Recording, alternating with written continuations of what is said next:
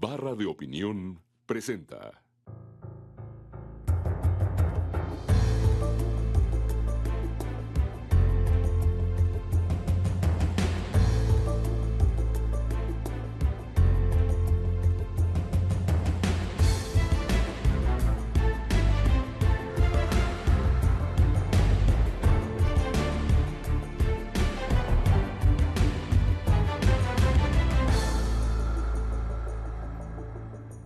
Buenas noches, bienvenidos a una emisión más de Entre Tres. Y antes que nada, feliz año. También empezamos con esta emisión un nuevo año. Y en esta primera emisión del año queríamos discutir cuáles son las grandes tendencias en el pensamiento de la biología, de la física, de las ciencias de la ingeniería, cuáles son los grandes cambios que podríamos estar esperando en este año y en los siguientes, cuáles son las grandes tendencias en el pensamiento de la humanidad. Y para discutir esto tenemos hoy a dos amigos del programa y grandes pensadores de este tipo de temas. Y empiezo por Andrés Roemer. Bienvenido, Andrés. Es un honor estar aquí con ustedes.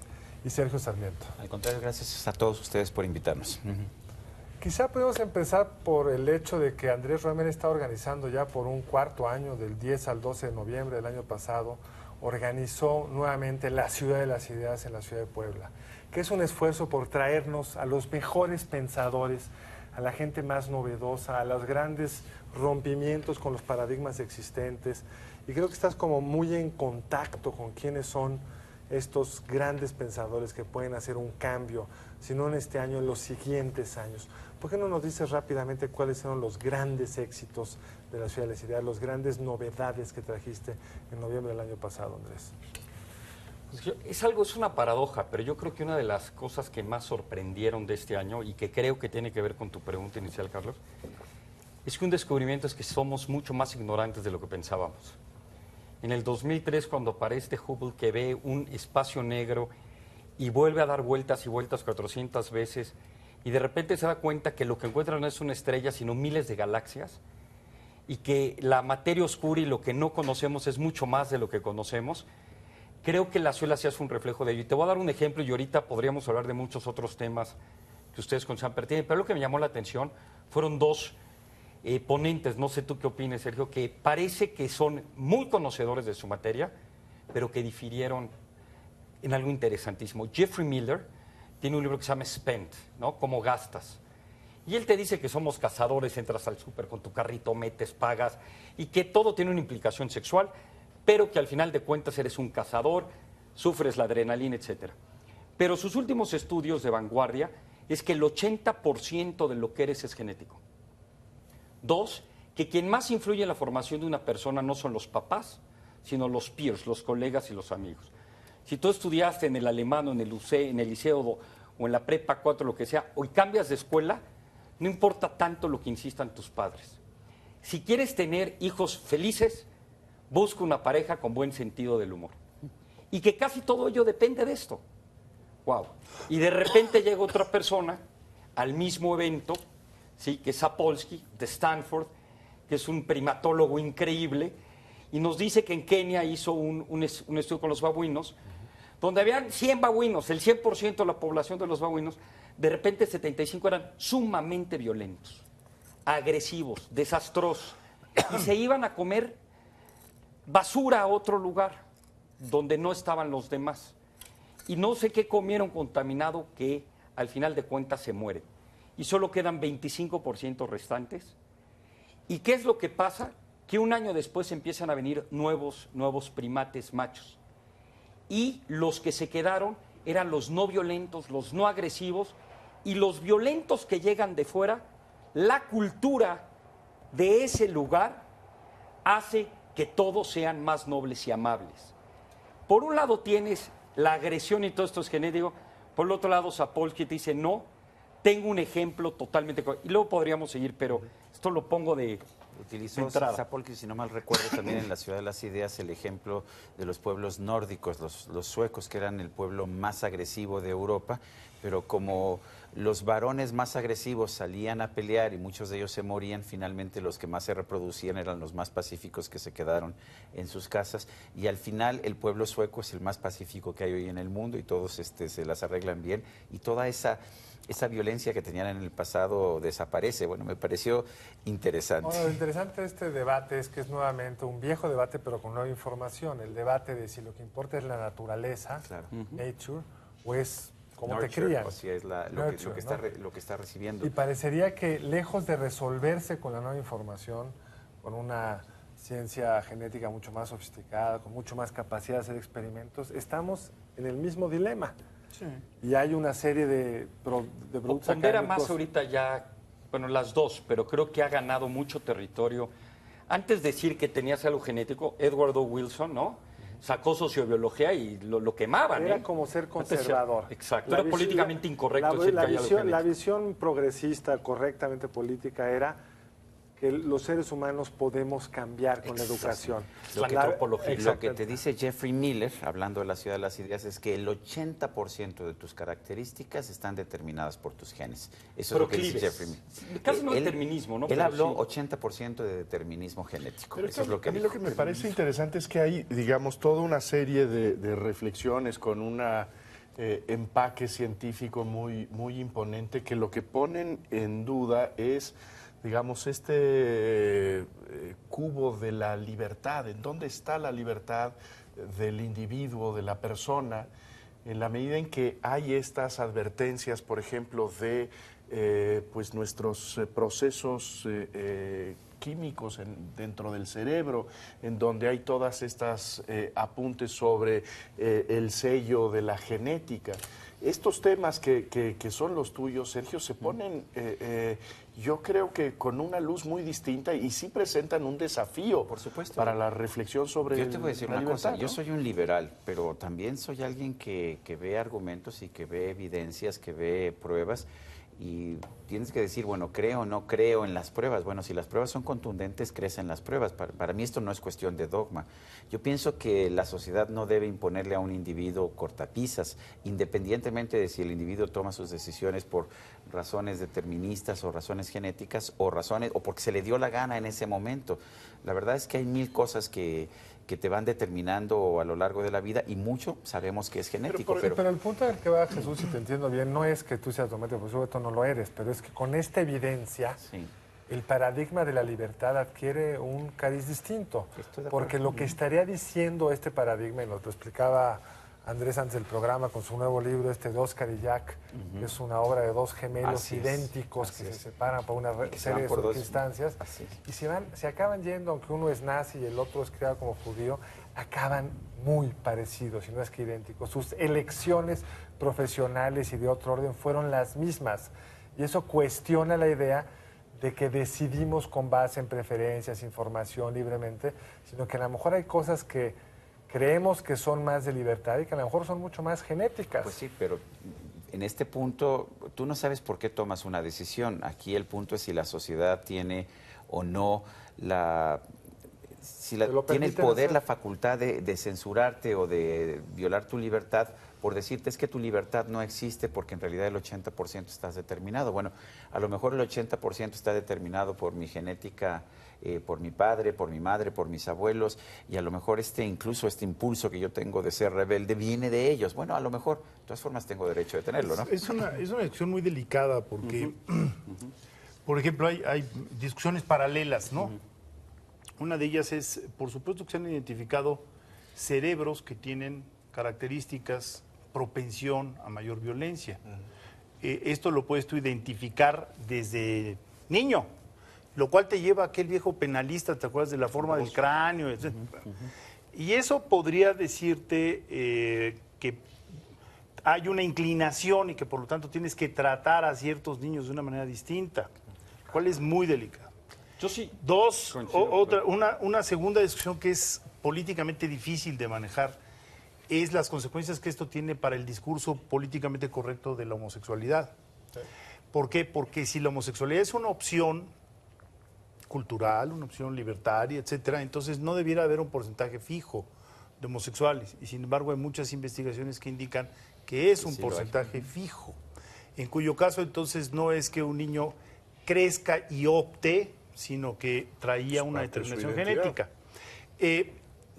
en los últimos 30 años, si algo han divertido los grupos gays y de lesbianas ha sido precisamente que no es una deformación, un gen que está transformado, que está ahí, sino que eso, que no son distintos, sino que es una opción cultural. Entonces, bueno, ¿cómo lo vamos a manejar? No, No es necesariamente complicado. que sea una preferencia, sino que es una identidad. Creo que también se identifica como parte de lo que se es, y en ese sentido no es que se opte por, digamos que no es una preferencia, es una identidad. Hay toda esta discusión Tiene entre implicaciones bíblicas fuertes. entre los conservadores en Estados Unidos que dicen es que la homosexualidad se cura con una buena terapia que les permite escoger bien, ¿no? Que no se equivoquen en su elección. Y la versión, curiosamente, dominante ahora entre los grupos más de izquierda, progresistas, es que no es una elección, que es una condición de identidad.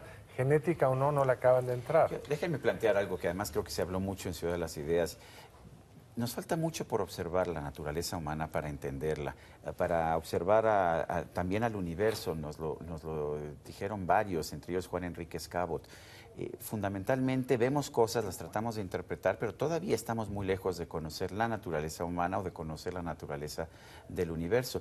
Y más bien lo que tenemos que empezar es a ver las cosas, hacer una observación y determinar qué información nos está dando. Una de las mujeres que a mí más me impresionó en Ciudad de las Ideas fue Dambisa Moyo, una africana que te dice sencillamente, la ayuda ha perjudicado más a los países de África, ella es de África, de lo que nos ha ayudado. Y aquí están las pruebas, y las pruebas son contundentes. Los países de África han recibido millones de millones de dólares a lo largo de los últimos 50 años y están peor de lo que estaban al inicio de esto.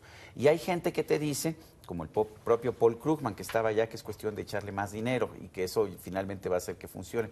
Y lo que te dice ella, esto no funciona. Bueno, podemos observar las cosas, ver cómo están funcionando y de ahí tener conclusiones, pero en la naturaleza humana, la naturaleza del universo, apenas estamos empezando a observar. Yo sí quiero decir algo, hasta por mi responsabilidad intelectual, que sí difiere un poco, Sergio, de la interpretación de Jeffrey Miller. Sí. Y Richard Dawkins y el gen egoísta te explica claramente que el gen no te determina. Es decir, son tantas conexiones, somos codependientes, son tantos genes y tantos factores, y aparte hablábamos antes de la epigenética, que una cosa puede desportar información que ya tienes en tu código genético versus otra por tu medio ambiente. Y no hay predeterminismo, y además queríamos en estas implicaciones. Ahora, nada más para en términos de los homosexuales, sí vino a la Ciudad hace el primer año alguien que escribió Living with Our Genes, que habla ya de un gen que tiene que ver con el X28, que tiene que ver Sin embargo, tampoco es concluyente en todos los estudios de gemelos, sí hay proclividad, pero son muchas variables interconectadas. Pero no es uno a uno. No es uno a uno. No, hay toda una corriente intermedia. O sea, yo creo que decías, Andrés, al principio del programa algo que tenemos que asumir también como un nuevo reto, y es que la multidimensionalidad se ha multiplicado. Así es. Es decir, en los 60 todavía te encontrabas a John D. Bernal diciendo que la ciencia iba a acabar con los misterios. Y de pronto no solo no han disminuido los misterios, y los misterios han aumentado, se han multiplicado, pero a la N. Entonces resulta que tenemos muchas más dimensiones que analizar. Primer asunto. Segundo asunto, hay corrientes intermedias con buena base científica que terminan por ser, digamos, muy complejas para explicarlas. Por ejemplo, en el caso de los estudios de la homosexualidad, hay una corriente que defiende que sí existe una predeterminación, pero que si ese niño crece en un hogar normal, no va a desarrollar la potencialidad que tenía de tener una inclinación hacia la homosexualidad. O sea, hay muchas versiones intermedias. Yo Entonces, no sé que sea un hogar normal, sí, pero ya todos los normal, homosexuales que yo conozco vienen de hogares heterosexuales. bueno, por eso, pero hay, digamos, hay muchos matices. Lo curioso es que ahora la ciencia nos obliga a ser muy matizados porque hay... Y también hay estudios al contrario, Pero estas grandes verdades, digamos, es que avasallantes. Estamos empezando a conocer, yo ahí sí creo que estamos empezando a conocer. Tenemos la afirmación de Jeffrey Miller, tenemos la afirmación del gen egoísta de Richard Dawkins, pero apenas estamos empezando a hacer experimentos. ¿Por qué dos hermanos, incluso gemelos, que crecen en el mismo hogar, uno es homosexual y el otro no es homosexual? Bueno, evidentemente hay también algún tipo de de influencia en el ambiente, por supuesto que también tiene que ver el ambiente. Yo no sé si sea 20%, 23 o 25 o 28 o 48, la verdad es que apenas estamos empezando a reunir los datos. Lo que me parece interesante de esta, digamos, batería de ideas, de investigaciones, es que sí está haciendo pedazos esta idea del conocimiento hermético en el que crecimos durante muchas décadas, que podía entenderse la economía como una disciplina que tenía unas murallas muy estrictas y que se pensaba en la política también en términos de sus instituciones, su historia, etcétera. Y yo creo que hoy es muy difícil entender la política si no se echa uno una buceada en lo que nos dice la genética. Digamos lo que ha escrito, por ejemplo, Fukuyama, que puede ser pues muy discutible y muy cuestionable, pues finalmente hay ahí una búsqueda para comprender el orden político a partir incluso de lo prehumano, de lo que está antes de que estemos constituidos auténticamente como Homo sapiens. Esto yo creo que digamos, genera una cantidad de preguntas que me parece fascinante. Hay ¿no? una vertiente, ahorita que mencionas esto, Jesús, hay una vertiente que es apasionante, que es todos los estudios de genética y religiosidad. ¿Hasta dónde, bueno, si la religiosidad es una opción, bueno, entonces, ¿por qué no? Y es una opción que en teoría disminuye cuando tienes información científica, ¿por qué hay una estabilidad en el número de personas que declaran que creen en Dios? Entonces, ¿es cuestión cultural o no es una opción cultural? Y hay autores que, bueno, Dawkins lo ha tratado muchísimo. Y vino Michael Shermer, que su nuevo libro es El cerebro que cree, The Believing Brain. Y te llega a decir que también es una razón evolutiva, porque ante tanta incertidumbre y ante confrontarnos con la muerte, pues siempre va a existir la religión mientras tengamos una gran parte del cerebro todavía pues arcaica, llamémoslo así, reptiliana. Y nada más, algo muy rápido, porque tenía algo que ver con lo que decía Carlos al principio de hacia dónde vamos. Los estudios al final de estos cuates, primero te dicen que aunque estamos en pañales en saber de la mente, los últimos 20 años son del cerebro humano lo que no supimos en 2000. Esta referencia también es importante. Dos, que el siglo pasado fue el siglo de la genética. Es todavía muy poquito lo que y sabemos. Todavía es muy poquito, pero imagínate, y que el conocimiento, lo que vamos a saber ahorita hacia futuro es exponencial, ¿eh? Dos, muy rápido, el siglo pasado fue el de la genética. El principio de este siglo es comprender la mente humana y a lo que vamos a la mitad del siglo, las ideas futuras, es que vamos a ser humanoides. Que todo esto de Avatar, donde tenemos, que lo hemos platicado, toda una tecnología dentro del... que aquí vas a tener tu chip y tu memoria, que yo voy a cerrar el ojo y te voy a ver quién eres en Wikipedia, que este celular que está aquí, que antes una... que lo que va a pasar, por ende, es que la esperanza de vida va a ser como de 170, 190 años en menos de 30 años. Bueno, la esperanza de vida de eso me parece muy programa mala no es noticia. tan largo. Tenemos que hacer aquí una pausa y regresamos muy pronto.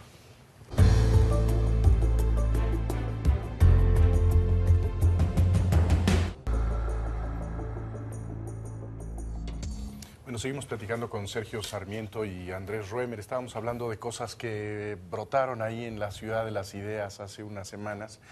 Y creo que una de las cosas que resultan muy desafiantes en términos de nuestra concepción es que durante mucho tiempo hemos creído que el hombre es una criatura excepcional. Me parece que la religión se basa un poco en esta idea de nuestro privilegio por encima de todas las criaturas, y aún la Ilustración y la modernidad cree en nuestra excepción, que por eso tiene el poder para controlar y manipular la naturaleza. Eso es lo que está también un poco en duda en el futuro relativamente cercano, en donde esta definición de lo que es nuestra naturaleza estará, digamos, en interrogante. Podremos ser criaturas muy distintas dentro de unas cuantas generaciones, ¿no? Sí, oye, antes, ¿hace cuánto tiempo? ¿No? ¿Más de 100 años? ¿Menos? La esperanza de vida era de 40 años. La gente decía, ¿qué voy a hacer con 80? Lo pronto, lo que viene, lo que se acerca, obviamente con muchos debates bioéticos, es que, y Ray Kurzweil, que vino su socio el año pasado a la Ciudad de las Ideas, que tiene este gran libro de la singularidad, es que y salió en la portada del Time, por cierto, que la gente que nazca en el 2039, su esperanza de vida mínima será de 180 años. Y que vamos a ser tipo robots. Incluso dos dilemas que se han planteado en la Ciudad de las Ideas. Uno es poder reconstruir tus órganos, lo que va a significar que se te arruine el corazón y los que tengan dinero van a poder, pues, de alguna forma, rehacer el corazón con ingeniería genética. Y lo otro que comentabas es que te empieces a meter chips de todos tipos y que entonces no solo tu esperanza de vida puede crecer de forma importante, sino tu alcance mental. Vas a poder acceder a la memoria de tu computadora con la memoria, no vas a tener que regresar a googlear, sino vas a poder googlear mentalmente, vas a poder ver con mucho mayor precisión cuando te pongan un chip en los ojos, es decir, ¿qué le va a hacer eso al ser humano? Y cómo va a generar en un mundo desigual potenciar las Esa palabra es importante. Pero lo estamos viendo ya. Uno de las presentaciones en Ciudad de la Ciudad fue de Dennis Hong, que es un experto en robots, y ya los robots son cada vez más avanzados. Pero lo que ha faltado hasta este momento, que me imagino que es cuestión de tiempo, es para que empieces realmente a mezclar la robótica, la mecatrónica, con la medicina. Y entonces, ya en lugar de estar pensando en que voy a tener este robot que va a limpiar la casa o que va a limpiar la alberca, pues ya lo que voy a tener es un brazo con el que me van a reemplazar el que tenía anteriormente, y ahora las carótidas me las van a reemplazar cuando ya empiecen a taparse, y ahora, poco a poco, eso es a dónde vamos a ir. Pero lo interesante es que ya la mecatrónica y la robótica han avanzado tanto como nos lo demostró Dennis Hong en Ciudad de las Ideas. Tamara, que se parece, paró por primera vez. Digo, esto se puede ver con entusiasmo o con horror. Sí. A mí me genera más bien lo segundo, la idea de esta eternidad, esta prolongación de la vida. Cuando me parece que se va a también mejorar la calidad de vida, vamos a suponer que no puedes andar ya porque tuviste un accidente y tienes una sección de columna vertebral, y entonces de repente vas a poder tener una prótesis, pero en lugar de tener una prótesis de plástico que nada más vas a tener que andar cargando, vas a tener una prótesis que te responda a las órdenes de tu cerebro, o que puedas manejar de una forma, y vas a poder caminar, vas a poder hacer cosas que hoy no puedes hacer. ¿Pero por qué te genera terror eso? Bueno, digamos, la extensión artificial de la vida humana, el horizonte de vida de 200 años, de 150 años, me parece pero horroroso. Nuestros papás ya se extendieron artificialmente, Sí, porque si no, hubieran muerto a los por nosotros supuesto. ya tendríamos que estar Sin duda, muertos. nuestros lentes. Por supuesto.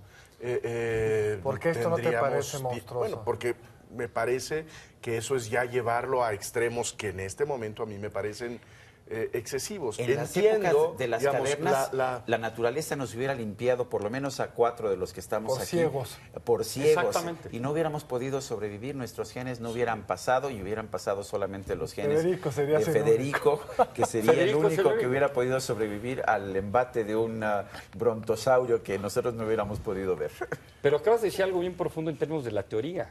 La teoría de la evolución la estamos cambiando, porque ya no es el que más se adapta, porque ya no se extingue el que no tiene lentes. Ya empezamos a jugar, a ser un tipo, es lo que dijo también Juan Enríquez, homo evolucionado. Es decir, nosotros estamos empezando a controlar un poquito todo esto. Me parece que hay muchos dilemas éticos. Me parece que esta actitud un poco antiprogreso tuya, No es antiprogreso. Querían subir el Me rating, parece, ¿o me parece que todo, para empezar diría que todo progreso tiene costo. Eso estoy de acuerdo. Yo creo que Ese es el no puede seguirse pensando en esta idea romántica de que la ciencia nos libera, nos hace más felices, más prósperos, más yo no estoy hermosos, creyendo etcétera. eso. Yo creo que el progreso tiene costos. Me parece que estos avances científicos también tienen una serie de cargas. Pero, Jesús, tenemos la a mí me parece posibilidad- que una de las cargas tiene que ver con la longevidad. Pero Jesús, es yo- que depende de la longevidad. No es lo mismo que tengamos una ciencia médica que te deja entubado 15 años en lugar de que te mueras 6 meses después de que tuviste un infarto, a que tengas una ciencia médica que te permite caminar, que te permite continuar leyendo cuando ya tus ojos Ahora, no tienen la fuerza. hay unos dilemas éticos terribles, porque va a ser seguramente un mundo para los ricos, no para los Esto pobres. es un debate lo que dices. Hay un dilema terrible para los temas de pensiones, porque si hoy no pueden soportar la mayor longevidad, imagínate eso. Hay un dilema terrible para todos esos trabajos que van a ser sustituidos por robots. Hoy hay quienes te dicen, para tus hijos, para recomendarte que estudia cualquier cosa que no la pueda sustituir un robot. Pero porque a ver, como vamos... tú me estás diciendo que hay discusiones que son válidas, que son las tuyas, y otras que no son válidas. Yo quisiera decir que en términos de la longevidad sí existe un desafío extraordinario que puedas tú tener, una infancia que será la misma, una juventud que será básicamente la misma, y una vejez larguísima, que sí me parece que presenta para lo que nosotros consideramos que es vivir y darle significado a la vida, desafíos muy profundos. Yo creo que hay desafíos, estoy de acuerdo contigo. Ahora, incluso lo que está discutiendo es que la infancia ya no va a ser igual, va a ser más larga. Como hoy la adolescencia ya no acaba, antes se reproducían nuestras tatarabuelas a los 14 años.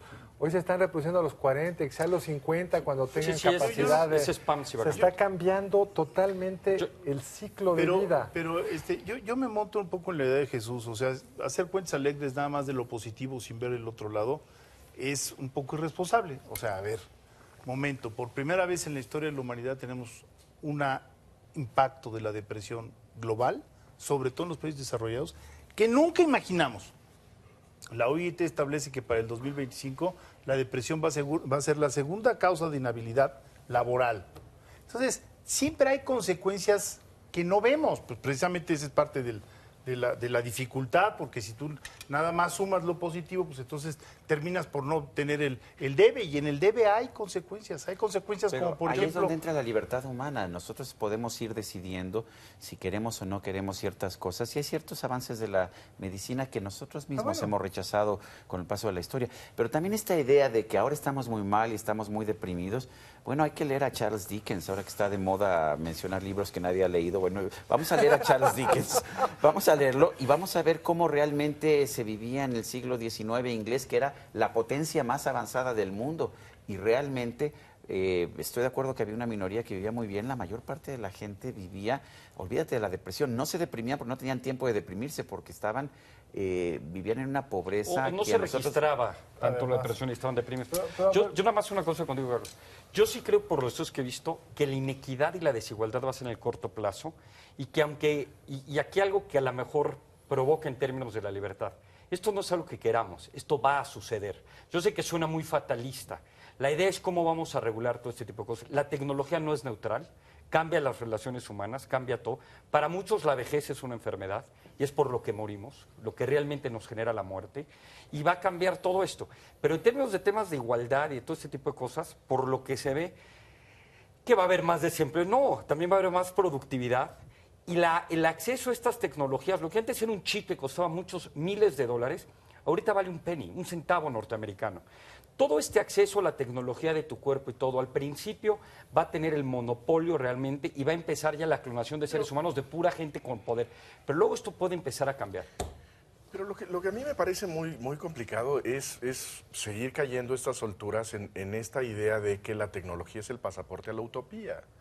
Yo creo que nadie está pidiendo eso. Me parece que esta idea de que a través de la tecnología encontraremos la juventud perpetua, que no nos enfermaremos, pero vas a vivir nos moriremos solamente a través de los accidentes, que se repartirá esto. Este debate fue hace 40 años barata. Cuando ibas a vivir 80. ¿Perdón? Este debate fue hace 100 años, que esperábamos vivir 40 años. Y nosotros vivimos hoy mucho más tiempo que lo que vivían nuestros abuelos. Y no hemos, pero además vivimos mejor, Jesús. Los problemas que tenemos desde que existimos, que tienen que ver con desequilibrios, con desigualdades, con tribulaciones psicológicas y personales, etc. Por supuesto, nadie está pensando que es una panacea, pero lo que sí creo es que tiene lados positivos, lados negativos, hay que saber cómo los manejas, y hay una parte que está fuera de nuestro control. Porque ahí es un argumento muy marxista, la historia la maneja el desarrollo de las fuerzas productivas, pero estos cambios. De nada sirve que Jesús llegue como ludita a romper todas las máquinas nuevas que hay, ¿no? Habrá algunas que sobrevivirán, que serán muy buenas, y habrá otras que no. Mucho de lo que estamos diciendo me llama la atención, cada vez que caemos en este tipo de temas, eso todo o nada. No, para nada. Entonces, pero nos ha llevado 10 minutos que Carlos diga Bueno, también hay consecuencias negativas. Yo creo que es el único dijo desde el punto principio. de las Desde el mero cuentas. principio. De las cuentas, decir, bueno, esta pasión, un poco estar engolosinado con las nuevas, bueno, es ignorar lo que ya de alguna manera estamos registrando, porque no es que Jesús y yo lo digamos. O sea, hay un montón de bibliografía que te dice, cuidado, maestro. ¿Por qué? Porque los contactos virtuales sustituyen a los reales y ese tipo de personas presentan otro tipo de problemas. O sea, una cosa trae a otra. Entonces, bueno, matizémosle, ¿no? O sea, Pero van a mira, ver las otro cosas tipo de van problemas. avanzando. Entró la supuesto. televisión de alta definición y decíamos, bueno, ¿para qué queremos ver televisión de alta definición? Y lo peor de todo es que Jesús y yo nos vemos más feos porque como ya no nos oculta la mala definición. Yo por eso no me veo. Bueno, pero en fin, el hecho está en que ya está y punto. Y al rato todo el mundo se acostumbra a cómo nos vemos Jesús y yo, hombre. Pero el tema de la identidad, no tanto de... A mí aquí lo que me llama la atención, que no ha pasado en todos estos años, es quiénes somos. ¿Qué es ser humano? Es decir, sí, yo estoy totalmente de acuerdo que no va a haber una serie de avances tecnológicos que nos van a hacer tener mayor calidad de vida. Pero el que yo me puedo poner un chip y a lo mejor pueda leer tu mente y a lo mejor yo puedo expandir mi memoria y a lo mejor yo puedo aumentar mi velocidad gracias a cambios tecnológicos, yo ya no voy a ser un humano. Aquí el tema es humanoide. Aquí el debate interesante, yo creo que se está acercando. Y te lo dice que Ray Kurzweil, que es un inventor increíble. El conocimiento es exponencial, como este jueguito del ajedrez que le va sumando. Pero el gran debate de quién voy a ser yo, ese sí no lo hemos tenido. Y el otro gran tema es que siempre proyectamos el presente hacia adelante. Tú decías, Federico, la OIT dice que habrá tantos deprimidos. Bueno, con las tendencias actuales, con las medicinas actuales, es tan difícil saber hoy los cambios que van a producir. Porque, bueno, pero porque entonces esa es la negación de Fer, toda aproximación científica. no. Al día de hoy, tienes la base suficiente para decir que eso va a ocurrir así. Pero no sabemos. Si surge algo. Pero, bueno, a ver, ¿cuántos deprimidos había a mediados del siglo XIX en la India? Pues no sabemos. Es una No discusión sabemos. muy Pero complicada. sabemos que las medicinas están avanzando. Es decir, cuando tú ves todo lo que se decía del futuro hace 40 años, casi nadie le atinó a nada. Por fortuna, pero qué bueno que se dijo hace 40 años que el futuro podía ser así. Yo le estoy Y diciendo hubo otras donde se acertó. O sea, tampoco vas a negar ahora el valor de una predicción científica. Si la tendencia apunta a que el 25% de la población va a estar deprimida, Lo que estoy ojo, haz algo para que no sea Lo que estoy así. diciendo es que esas tendencias son lineales, que por supuesto conviene saberlas, entre otras cosas, para reaccionar a ellas.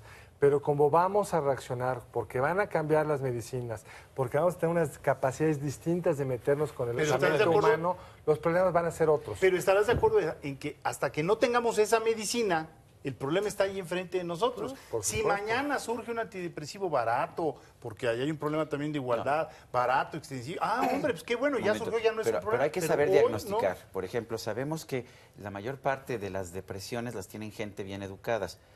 ¿Significa eso que vamos a parar la instrucción para que ya la gente no se deprima? Bueno, pues no, ¿verdad? No, bueno, pero es que a lo mejor los otros no, ni lo pero tienen es- reconocido porque no tienen el acceso por el doctor. Por eso. No, pero- Aquí la pregunta que yo te hago es, si vamos a ir 200 años, ¿cómo vamos a hacer compatibles con que me caso para toda la vida? No lo digo de broma. No, pero eso ya es complejo hoy. no, lo dices de broma, pero es real. Yo sé. Vienen muchas implicaciones. Les quiero platicar de un caso interesantísimo que pasó en la Ciudad de las Ideas. Perdóname. Jesús. No, llega una mujer y nos platica que ella a los 17 años, porque me meto a otro tema social interesante que pasó de política pública. Y más aquí que hay un maestro de derecho nuestro muy Que nos querido. está viendo. Que nos está viendo y que admiramos mucho a don Diego Valadez. Pero el tema es que aquí esta mujer la violan a los 17 años y dice, oye, ¿sabes qué? No, me voy a acordar de lo que sea, pero así olvide cualquier cosa, a mí me violaron y me voy a acordar de la persona que me violó y de todos los sellos y señales y todo que tiene. La violan a los 17 años y de repente a los 2 días levanta una demanda, le ponen a gente y dice, es él, es él, es No hay él, duda. es él, no hay duda. Este cuate lo meten a la cárcel, siempre se declara inocente y resulta, por supuesto, que nadie le cree, que todos se declaran inocentes. Además era negro y ella era blanca. Y además enorme, digo, ya para hacer el cuadro. Y en eso llega otra persona a la cárcel con ella y le dice, le dice, ¿sabes qué? ¿Tú por qué estás aquí? Me acusaron equivocamente por A, B, C y D. Dice, yo fui el que hizo eso. Y ya no me importa. Ronald porque Cotton es él y Jennifer Thompson. Jennifer Thompson. Y entonces va con un abogado, saca el caso Y resulta, por supuesto, que Hacen pruebas de ADN y resulta que no fue el que violó a esta mujer. esta mujer viene a platicar a las Suelas Ideas y platica toda su historia y en eso entra el cuate que la violó. Y entonces, ¿cuál es la... Por supuesto que lo violó. El supuesto que la violó, con quien ahora ya son socios y dan pláticas y ya hay un gran libro. Pero aquí el tema es el peligro de, por toda la seguridad de él me acusó, él fue el que me violó, esto fue lo que me pasó, esta es mi historia, con una memoria, una recolección de 2 días, el peligro de cómo es mucho más grave reprobar a alguien que se merece pasar que pasar a alguien que se merece reprobar, y cómo una mujer que está a favor de la pena de muerte ahorita tiene la causa más fuerte en contra de la pena de muerte. Es decir, en las Suelas Ideas traemos por un lado gente de academia, de conocimiento, por el otro lado doers, gente que hace movimientos como esta persona, y por el otro lado artistas. Pero este fue, yo creo que un ejemplo que provocó mucho el cuestionamiento de políticas públicas irrevocables. Bueno, tenemos que hacer un corte, ahora regresamos a seguir platicando sobre estos y otros asuntos. Vamos a corte.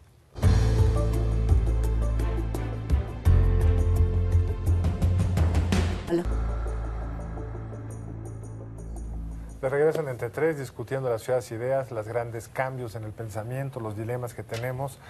Pero no todo es ciencia, también hay problemas mucho más profundos, mucho más viejos y permanentes que no se han resuelto. Y uno de ellos es, ¿cuál es el sentido de la vida? ¿Hay alguno? ¿Cuál es? ¿Cómo lo enfrentamos quienes no creemos en Dios? ¿Cómo los enfrentan los que siguen creyendo en Dios? Y fue uno de los dilemas interesantes, ¿no?, de la ciudad de las ideas. Andrés, ¿nos puedes Fue el gran platicar? debate donde tuvimos a un rabino Wolpe, a un cristiano Dinesh de Souza, también tuvimos a un matemático creyente, Amir Axel, y por el otro lado de los escépticos, que sí te dicen que tú puedes ser un propósito de casarte y ser feliz y trabajar, pero que no hay un para qué en general en el universo, que Darwin no, que era neutral, ¿no? Estaba David Livingstone Smith, que acaba de escribir un libro de por qué somos menos que humanos y somos crueles, Michael Shermer, el presidente de los escépticos, de ese lado, y realmente fue un debate donde la pregunta llamó la atención, solo lo dejo rápido, cuando el rabino dice, hay un estudio sólido, sound, como dicen los norteamericanos, académico, donde la gente que cree vive más, tiene más salud, es más optimista y empieza a dar puras características. Es una razón utilitaria, sirve creer, puede ser funcional, puede ser ventajoso, pero eso no resuelve la incógnita. Digamos, una respuesta Totalmente de ese tipo solo puede ser respondida afirmativamente si tiene una visión religiosa del mundo. Es como la apuesta de Pascal. Me conviene más creer porque si gano la apuesta, gano la vida eterna. Y si pierdo la apuesta, no pierdo nada. En cambio, no me conviene no creer porque si gano la apuesta, no gano nada. Y si pierdo la apuesta, pues tampoco. En cambio sí me conviene creer porque en caso de que mi apuesta sea buena, gano la vida eterna. Pero no responde. No responde. Es utilitaria, como dice Y además Jesús. hay un error. A lo mejor puedes vivir más años drogado o viviendo bajo una ilusión. También. Esa es la gran dilema, por ejemplo, de Anarquista y Utopía de Nozick, ¿no? ¿Se conectarían ustedes una máquina que les asegura un programa de vida que ustedes diseñan ex ante? Van a vivir lo mismo, pero pueden programarla, siempre van a ser felices, tendrán exactamente lo que quieran, se conectan, son muy felices, pero no viven su vida. ¿Quiénes se conectarían a esa máquina de la experiencia? Que mientras estás conectado sientes que estás viviendo, y quienes prefieren vivir una vida autónoma, con los riesgos, con todas De las hecho, tristezas sabemos que también. los regímenes autoritarios te evitan la depresión. Hay menor número de incidencias de depresión en regímenes autoritarios. Sabes que la gente vive más feliz. Pero Y de hecho, ese dato, ¿de dónde lo sacas? Sí, está muy raro. Por No, ejemplo, ese dato serán los que están en Cuba, poder.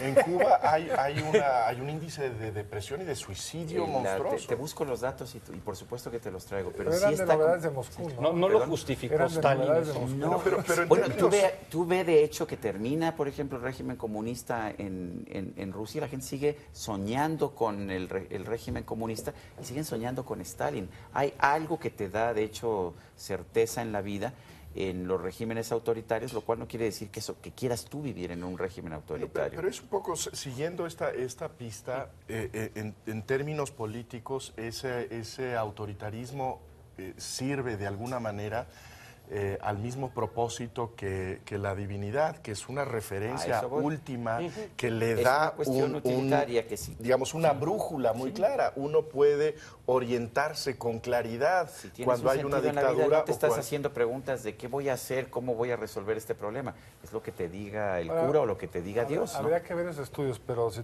Si tú ves la esperanza de vida de las dos, el único país que queda partido, que es Corea del Norte y Corea del Sur, Sí, tienen viven mucho mejor los del sur, tienen vidas más largas, más Corea del ricas. Sur tiene 20 veces la riqueza de Corea del Norte. En parte por lo mismo.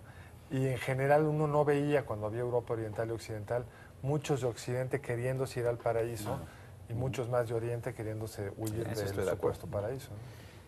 Algo interesantísimo es que antes hice una pregunta. ¿Quiénes de aquí opinan que si hay un propósito, un para qué? Y quiénes no. Y luego cambiamos No a queremos después del contestarte debate. eso. ¿No? Nos da Sí, me miedo. interesaría mucho ir, aunque me los imagino, que aquí hay muchos más científicos. Pero al final de cuentas, cuando terminó el debate, hicimos la misma pregunta. Y vuelve a caer en algo que dijo alguien de las otras ideas, que es bien interesante. Cuando tú debates con alguien, lo que buscas no es la verdad, según estos estudios de la gente, sino reforzar ya la manera como piensas y cómo defender tus mismos argumentos por razones de sobrevivencia. El debate no es una evolución de la verdad, sino de la sobrevivencia. Y eso tiene que ver mucho también cuando las opiniones propias se hacen públicas. En ese sentido es muy costoso decir cuáles son tus opiniones por adelante, digamos, porque después implicaría ese costo de desdecirse. Y ahí también hay un cuestionamiento de esta ilusión deliberativa, ¿no? Así es. De que la política nos presenta una mesa en donde está uno pescando neutralmente cuáles son los argumentos más convincentes. En realidad entramos a esa mesa con prejuicios herméticos y resistimos la evidencia muy tercamente, ¿no? Digamos, a mí me parece que eso en términos políticos, entrando a este año de debate electoral, es muy dramático. Tenemos esta expectativa de que estamos a la caza de opciones y creo que eso es excepcional. Realmente estamos reforzando preconcepciones y lealtades previas, Y ¿no? rompe todo el paradigma de la teoría democrática, que es que los ciudadanos escogen, que los ciudadanos pueden... No, escogen, pero no a partir de una evaluación abierta de opciones, sino seguramente con una postura autorreferencial de en dónde estoy, ¿no? Sí, pero la teoría ¿Con quién supondría estoy? que escoges en función de las mejores políticas, que es lo que te permite en un flujo de información adecuado escoger lo que agrega mejor tus preferencias, ¿no? Aquí me parece que hay otro tema que a mí me resulta muy atractivo, que es, digamos, el nuevo, digamos, es la popularidad del personaje de Dios en el debate contemporáneo, ¿no? Sí es un personaje que sigue muy presente e incluso curioso el que suscite todavía antipatías tan intensas, ¿no? Con este ateísmo militante que ha tenido tanta presencia en Surgieron tiempos dos novedades recientes, y ¿no? unen las solas ideas. David Eagleman, que este cuate habla de una nueva filosofía que se llama Possibilian. Possibilian, donde dice, entre ser ateo y ser esto, una versión científica es estar abierto a todo. Es reconocer, como al principio del programa dijimos, que desconocemos la mayoría y que todo es posible y que dejémonos ya de casar con ideas. Y luego sale Alan de Botton. Pero eso no es ninguna novedad, eso es agnosticismo. Ese es Eso es escepticismo. Bertrand Russell. Es Bertrand Russell. Con ¿Sabes un qué? nombre Bertrand más- Russell más se acerca más a antipático. Dawkins. ¿Eh? Bertrand Russell es un poquito más ateo. No es un poquito más, es ateo. Es ateo. Es un creyente en la Pos- inexistencia de Dios. Possibilian te dice, todo es posible. Entonces no nos case. Entonces este cuate saca su blog en Estados Unidos, ya tiene más de 2 millones de seguidores, donde ni soy de aquí ni soy de allá. Y Alan de Botton en este debate ya habla y trae una nueva teoría que se llama ateísmo 2.0, donde no hay que ir como Dawkins en contra de la religión, porque hay muchas tradiciones y muchas cosas hermosas de la religión, pero por el otro lado sí hay que ser siempre más escéptico. Lo que decía Federico hace un momento de cómo las encuestas van mostrando que contra lo que a veces esperamos en nuestra visión de progreso, donde el progreso significa ir dejando la religión atrás, se encuentra que en el grueso de los países la proporción de gente que cree se ha mantenido muy estable en el tiempo. Como Ha si... caído un poco más en Europa. Por Pero ejemplo, un en poco Estados más. Unidos está aumentando la población, el número de estadounidenses que dicen que creen en Dios. Ha aumentado, a pesar de que han mejorado los niveles educativos, etcétera. De hecho, vemos en Estados Unidos un debate que no vemos en otros lugares del mundo entre el creacionismo y el darwinismo. Pero hay muchísima literatura. Por ejemplo, se pensaba que el desarrollo iba a traer una disminución de la religiosidad y no es cierto. Tienes países como Japón en donde el número de no creyentes es altísimo. Hay muchas sorpresas y bien documentadas. Por ejemplo, la producción científica está básicamente en manos de gente que son creyentes. Entonces, claro, tú puedes encontrar alguna parte más ruidosa de la ciencia, te puedes encontrar a Dawkins y sus posturas, pero cuando ves el cuadro de científicos que están en Estados Unidos, la mayor potencia científica del mundo, y les preguntas, y hay encuestas al respecto, ¿usted es creyente? No, medio, no, creyente, el 80 y tantos % de los científicos. Entonces, hay es bien muchas interesante contradicciones. comprender la mente humana. Pero en realidad el debate viene a ser el mismo que teníamos desde tiempos de Pascal. Acuérdate que Pascal era la mente más brillante matemática del siglo XVIII, XVII, una de las mentes racionales fundamentales. Trató de probar científicamente la existencia de Dios, como lo hizo René Descartes, no pudo. Al final busca el argumento pragmático, utilitario, de pues la apuesta me conviene más, y al final te dice, bueno, la verdad es que yo creo en Dios porque creo en Dios, o sea, porque tengo la gracia que Dios me dio y por eso creo en Dios, pero en realidad no tengo forma ni de probar que existe ni de probar que no existe, que es, te lleva a la posición agnóstica que cada vez que la planteas tanto con los escépticos como Shermer o como Dawkins o como con los religiosos como Dinesh D'Souza, te dicen, es que tú estás en medio, no te quieres comprometer, cuando en realidad lo que te dice la inteligencia es que ese es un tema que no se puede comprobar, ni para un lado ni para el otro. Ahora, en ese sentido, Andrés, no encontramos ahí también una forma de bautizar con nombres nuevos lo que hemos discutido desde hace siglos y que esta gran novedad que se empaqueta con términos raros y pedantes es pues una forma de entretenernos con discusiones que son las discusiones de siempre sobre nuestro pleito de la naturaleza, la cultura, la posibilidad de redimirnos o nuestra condena, la relación con el misterio. En fin, como que no hay tanto nuevo bajo el sol, ¿no? Yo creo que si apostara, va a cambiar esto. Yo sé que si, como dice Federico, si hubiéramos apostado hace 60 años, nos imaginamos que ahorita habrían más ateos. Esa era la apuesta, ¿eh? Y estas encuestas donde equivocados estamos varios, yo si ahorita apostara sí creo que va a haber un cambio. Sí creo que estas palabras siguen siendo muy... la gente tiene necesidad de encontrar soluciones y caminos. Ahora la yoga ya para algunas creencias hasta es el demonio, porque es el camino que les está quitando pues rivales a algunos creyentes. Para la Iglesia Católica. La Iglesia Católica. Y esto es un debate de, oye, ahora ya no es la otra iglesia, sino ya no creemos en estas instituciones y que hay un debate de necesitamos una certidumbre en la vida. Sin embargo, en algo que sí difiero de serio, es que no es, y lo dice Bertrand Russell, dice, si ahorita hubiera una tacita con una copita dándole la vuelta a Saturno, no me acuerdo a qué planeta dice, pues no lo puedo no probar. Claro. Pero la no prueba de algo que no puedo probar no da un argumento verídico. Las pruebas son muy bajas. Entonces, en este debate yo sí creo que intelectualmente hay muchísimo más dificultad para probar la existencia que la no existencia. Lo interesante de lo que decía Federico, que en la ciencia más fuerte, que es la de Estados Unidos, se encuentra un gran porcentaje de científicos en estos temas, que son los que están de alguna forma tocando los fundamentos de Dios. ¿Pero te parece un buen argumento? No me parece un argumento, me parece significativo que gente que está mucho más entrenada que yo a los temas de frontera. Sigue habiendo un apetito por... Exactamente, es lo que a mí me parece curioso. ¿No? Yo estaría de acuerdo contigo, pero el hecho empírico está ahí. Además, lo que ocurre es que también, digamos, las preguntas han ido logrando capturar la esencia del debate, que es la creencia o no en un ser superior, punto, ¿no? Así es. Las modalidades de los cambios de las expresiones religiosas están muy documentadas, cómo la gente empieza a rechazar cada vez más las burocracias de las distintas...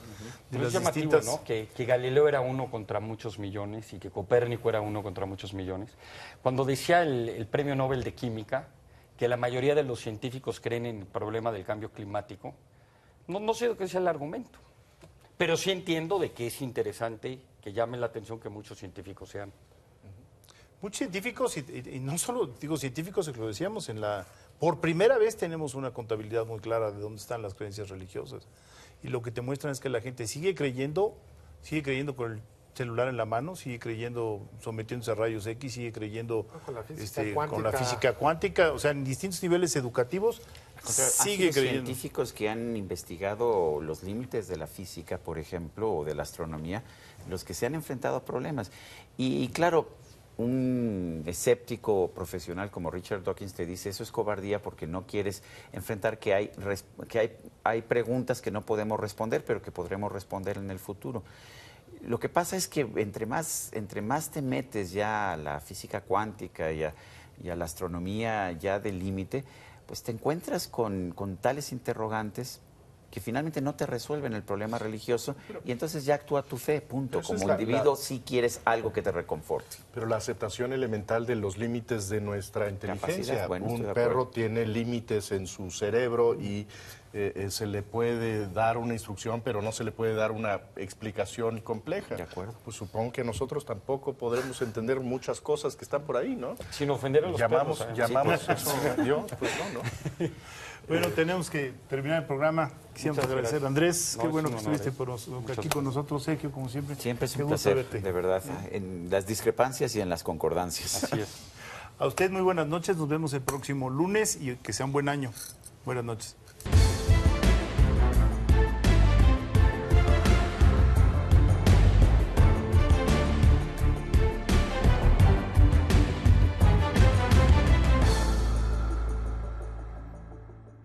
Barra de Opinión presentó. La crisis de deuda de la zona euro cumple 2 años y para finiquitarla, los líderes de la región plantearon modificar el tratado de 1992 y aplicar reglas fiscales más estrictas, decisión vetada por el Reino Unido. Ahora, la proporción de déficit a PIB no podrá superar 0.05% desde 3% planteado inicialmente, y solo algunos países podrán tener cierta tolerancia a esta regla si su deuda es inferior a 60% del PIB. Por supuesto, los países que no cumplan con este mandato y sobrepasen un déficit de 3% serán sancionados inmediatamente, pero existen 2 problemas. El primero, que algunos países se oponen a modificar el Tratado de Maastricht, y el segundo, que no abundan en establecer controles adicionales para evitar que una crisis como esta se vuelva a repetir. El origen de esta crisis fue el abuso de recursos de los gobernantes y la distorsión de información financiera, de tal manera que lo recomendable sería aplicar un mecanismo de flexibilidad cuantitativa y establecer vigilancia periódica externa.